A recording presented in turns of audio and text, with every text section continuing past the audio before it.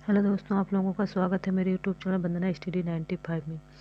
दोस्तों, हम लोगों ने इसके पहले हिंदी का प्रैक्टिस सेट देखे हैं लेखपाल का। आज हम लोग जीएस का प्रैक्टिस सेट करेंगे 25 क्वेश्चन लेखपाल का ही। तो आइए दोस्तों, हम लोग शुरू करते हैं। पहला क्वेश्चन, मगध साम्राज्य का अंतिम शासक कौन था? पहला ऑप्शन है उदयन, दूसरा है कालाशोक, तीसरा बिंबिसार, चौथा है अजातशत्रु। तो इसका सही आंसर होगा उदयन। इसके बाद कालाशोक को हम लोग काकवड़ के नाम से भी जानते हैं, इसको हम लोग काकवड़ के नाम से जानते हैं। और अजातशत्रु का दूसरा नाम है कुड़िक, जिसको हम लोग कुड़िक के नाम से जानते हैं। कई बार एग्जाम में पूछा गया कि कौन सा ऐसा शासक जिसका जो कुड़िक के नाम से जाना जाता है, तो वो हमारा अजातशत्रु है। और ये अजातशत्रु जो है ना, इसका पुत्र है बिंबिसार का। अजातशत्रु बिंबिसार का पुत्र है। इसके बाद हम लोग अगला क्वेश्चन देखेंगे। मृच्छकटिकम प्रसिद्ध नाटक मृच्छकटिकम किसने लिखा था? तो इसका सही आंसर होगा सूत्रक। इसका सही आंसर होगा सूत्रक ने लिखा है। मृच्छकटिकम जो है वो सूत्रक की है। और कालिदास की जो है आपका अभिज्ञान शकुंतलम हो गया, मेघदूतम है, ऋतुसंहारम, ये सब कालिदास ने लिखा है। इसके बाद हम लोग जो है ये राम क्वेश्चन आता है कि शिवाजी किसके शिष्य थे? तो रामदास के जो है रामदास जो है वो शिवाजी के गुरु थे। इसके बाद अगला क्वेश्चन हम लोग देखेंगे। फरीद जो बाद में शेरशाह सूरी बना कहाँ से शिक्षा प्राप्त किए थे? तो इसका जो है सही आंसर होगा, पहला है पटना, दूसरा है लाहौर, और तीसरा है दिल्ली, और चौथा है जौनपुर। तो इसका सही आंसर होगा जौनपुर। इसका सही आंसर होगा जौनपुर के। और इसके बाद जो है लाहौर, इस पे देखिए आपका एक ऑप्शन दिया है लाहौर। तो हमारा लाहौर अधिवेशन जो है वो 1929 में हुआ था जवाहरलाल नेहरू की अध्यक्षता में। और इस अधिवेशन में जो है पूर्ण स्वराज का नारा दिया गया था। इसके बाद जो है आपका और क्वेश्चन ये भी आता है कि स्वराज शब्द किस अधिवेशन में दिया गया? तो वो आपका जो है कोलकाता अधिवेशन 1906 में, कोलकाता अधिवेशन 1906 में जो है दिया गया है स्वराज शब्द। और पूर्ण स्वराज्य का नारा जो है वो लाहौर अधिवेशन में 1929 में दिया गया है। इसके बाद आपका अगला क्वेश्चन है, कबीर शिष्य थे। तो इस पे पूछ रहा कबीर किसके शिष्य थे? तो इसका जो है सही आंसर होगा आपका रामानंद के। कबीर जो है वो रामानंद के शिष्य थे। और इसमें आपका एक ये शंकराचार्य दिया है, तो इस पे जो है आपका अद्वैतवाद के प्रतिपादक वो शंकराचार्य थे।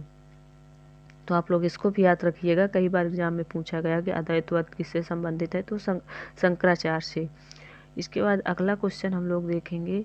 महात्मा गांधी एवं उनके विचारों से प्रभावित होने वाले प्रथम आदिवासी नेता थे। तो इसका जो है सही आंसर होगा, महात्मा गांधी एवं उनके विचारों से प्रभावित होने वाले आदिवासी नेता थे। इसको और थोड़ा छोटा कर लेते हैं जिससे पूरा क्वेश्चन आपको दिखे। इसके बाद हम लोग जो है इसका सही आंसर होगा जोड़ा नाग। महात्मा गांधी में उनके विचारों से प्रभावित होने वाले प्रथम आदिवासी नेता थे वो जोड़ा नाग थे। इसके बाद आप लोग जो है अगला क्वेश्चन देखेंगे। सत्याग्रह शब्द का निर्माण किसने किया था? सत्याग्रह का निर्माण किसने किया था? तो इसका सही आंसर होगा गांधी जी ने किया था। इसका सही आंसर होगा गांधी जी ने किया था सत्याग्रह का पहली बार निर्माण। और इसमें देखिए स्वामी विद्यानंद दिया है। तो स्वामी विवेकानंद जो है वो रामकृष्ण मिशन की पूछता है कि रामकृष्ण मिशन जो है कब शुरुआत हुआ था? तो स्वामी विवेकानंद ने ही शुरू किया था रामकृष्ण मिशन। और सरदार पटेल, तो इसमें क्वेश्चन आता है कि सरदार की उपाधि किसने दिया था? तो बरदौली सत्याग्रह में बरदौली की महिलाओं ने जो है सरदार की उपाधि दिया था। इसके बाद जो है आपका अगला क्वेश्चन है, ब्रिटिश के खिलाफ कंध विद्रोह का नेतृत्व किसने किया था? इसका सही आंसर होगा, एक मिनट, इसका सही आंसर होगा आपका तिम्माडोरा। ब्रिटिश के खिलाफ कंध विद्रोह का नेतृत्व किसने किया था?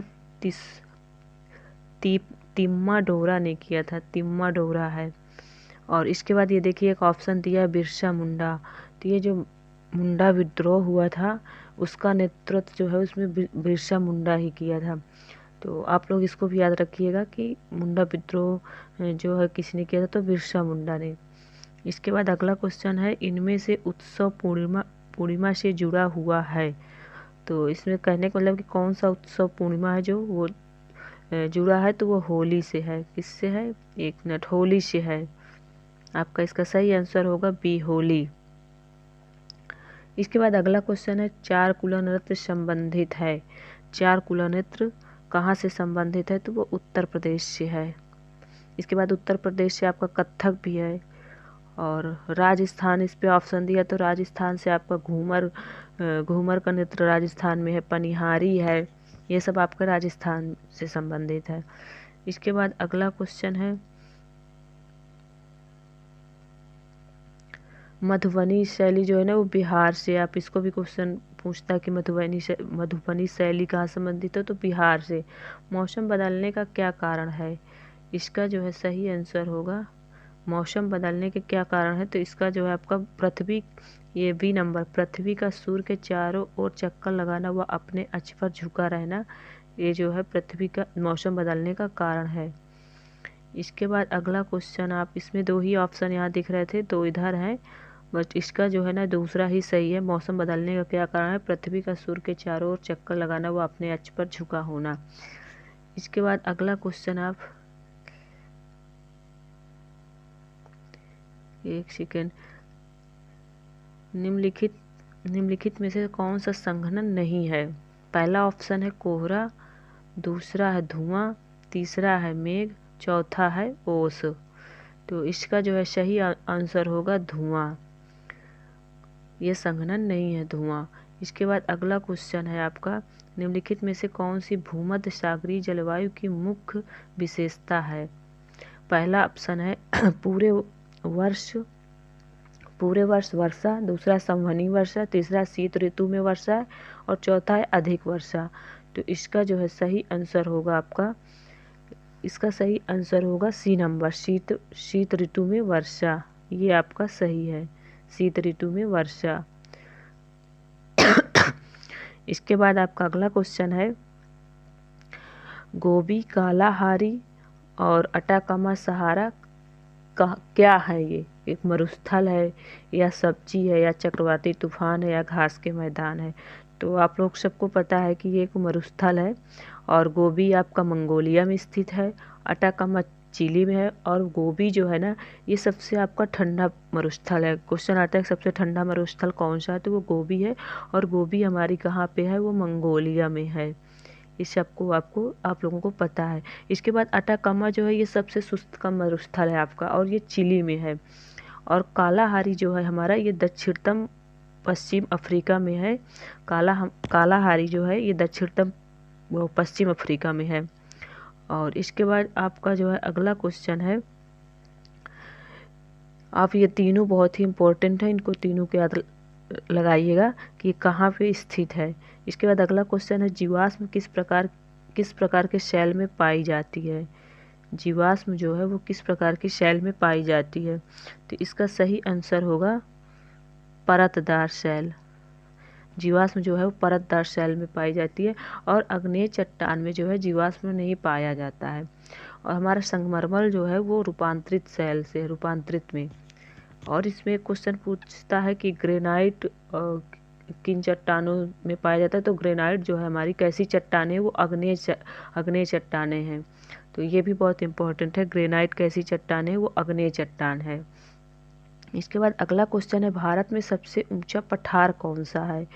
तो आप लोगों को सबको पता होगा कि भारत का सबसे ऊंचा पठार जो है वो हमारा छोटा नागपुर पठार है। ये आपका सही आंसर है। इसके बाद भारत का सबसे ठंडा पठार पूछे तो वो लद्दाख का पठार है। और इस पे छोटा नागपुर आपका इसमें पूछता है, छोटा नागपुर पठार की जो है ऊंची चोटी कौन सी, तो वो पार्श्वनाथ है। कौन सी है, पार्श्वनाथ। ये आपकी छोटा नागपुर पठार की ऊंची चोटी है। इसके बाद जो है अगला जो है, ताजमहल बंद रंग क्यों हो रहा है। तो इसका सही आंसर है, आप लोगों को सबको पता है कि हमारा महल जो है बंदरंग क्यों हो रहा है, तो वो हो रहा है अम्लीय वर्षा के कारण हो रहा है। इसके बाद आपका अगला क्वेश्चन है, जैव विविधता अपेक्षाकृत रूप से कहाँ समृद्ध होती है। जैव विविधता जो है अपेक्षाकृत कहाँ से समृद्ध हो रही, तो इसमें जो है आपका सही आंसर होगा उष्णकटिबंधीय प्रदेशों में। इसका सही आंसर होगा उष्णकटिबंधीय प्रदेशों में जो है। और आपका भी इसमें टेट में क्वेश्चन आया था कि जैव विविधता जो है वो कब किस वर्ष लागू हुआ था, तो 2002 में आया 2000 में आया था और 2002 में लागू हुआ था। ये भी बहुत इंपॉर्टेंट क्वेश्चन है, अभी टेट में पूछा था, तो ये 2002 में लागू हुआ था। और इसमें नीलगिरी, तो नीलगिरी की ऊंची चोटी जो है वो आप सबको पता होगा कि दोदा बेटा है। नीलगिरी की ऊंची चोटी दोदा बेटा है। और पश्चिमी घाट और पूर्वी घाट का मिलन बिंदु भी नीलगिरी पहाड़ी है। इसके बाद अगला क्वेश्चन है आपका, राष्ट्रपति को किस अनुच्छेद के अंतर्गत ये अधिकार प्राप्त है कि वो वित्तीय आपातकाल लागू कर सकता है। इसके बाद आपका इसमें एक सही आंसर होगा सी नंबर 360 में। 360 में जो है वित्तीय आपात है। और 356 में राष्ट्रपति शासन है। 352 में जो है राष्ट्रीय आपात है।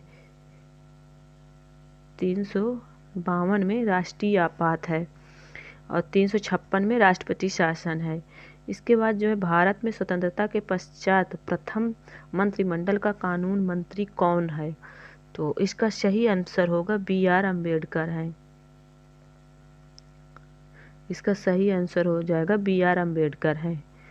इसके बाद आपका अगला क्वेश्चन है, बाजारों के अत्यंतिक स्वरूप कौन से हैं, तो इसका जो है और इधर पहला है अल्पाधिकार और दूसरा ऑप्शन है एकाधिकार, तीसरा है पूर्ण स्पर्धा एकाधिकार स्पर्धा, चौथा है पूर्ण स्पर्धा अल्पाधिकार। तो इसका सही आंसर हो जाएगा आपका चौथा वाला पूर्ण स्पर्धा अल्पाधिकार। 70 नंबर का क्वेश्चन आप लोग एक बार फिर इसका जो है देख सकते हैं क्वेश्चन, बाजारों के अत्यंतिक स्वरूप कौन से हैं, तो इसका सही आंसर हो जाएगा पूर्ण स्पर्धा अल्पाधिकार। इसके बाद 71वां है, कौन सी पंचवर्षीय योजना केवल 4 वर्ष की थी। कौन सी पंचवर्षीय योजना जो केवल 4 वर्ष की थी, इसका जो है 5वीं पंचवर्षीय योजना है जो आपकी 4 वर्ष की थी।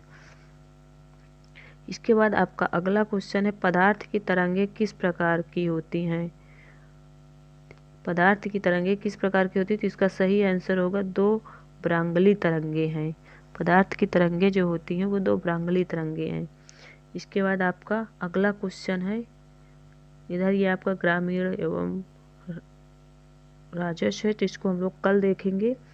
इसमें जो है थोड़ा कम दिखता है, बट मैं आपको पढ़ के सुना देती हूँ। निम्नलिखित में से किसका ध्वनि का वेग पर कोई प्रभाव नहीं पड़ता है, तो इसका जो है तीसरा वाला ऑप्शन सही है, दाब पर जो है ध्वनि पर कोई प्रभाव नहीं पड़ता है।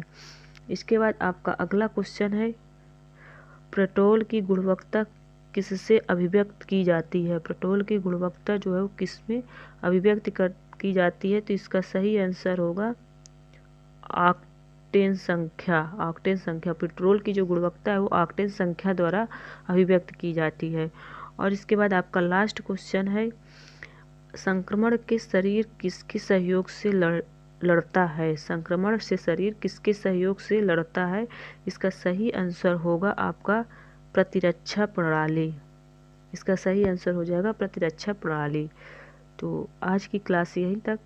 इसके बाद कल हम लोग ग्रामीण विकास देखेंगे 25 क्वेश्चन, और ऐसे ही कर करके हम daily 25 question 15 practice set solve करेंगे सारे सब्जेक्ट, जिससे आप लोगों की तैयारी बेहतर हो सके। तो आज की क्लास यहीं तक।